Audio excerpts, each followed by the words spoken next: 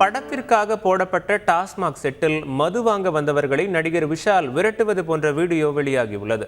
சென்னை ஆதம்பாக்கத்தில் ரத்னம் படத்தின் படப்பிடிப்பிற்காக போடப்பட்ட செட்டில் மது பிரியர்கள் மது வாங்க வந்ததாக தெரிகிறது. இதனை கண்ட விஷால் மது பிரியர்களை அங்கிருந்து விரட்டியுள்ளார். இது தொடர்பான வீடியோ சமூக வலைதளங்களில் வைரலாகி வரும் நிலையில் குறிப்பிட்ட வீடியோ படத்தின் ப்ரமோஷனுக்காக எடுக்கப்பட்டதா என ரசிகர்கள் கேள்வி எழுப்பி வருகிறார்கள்.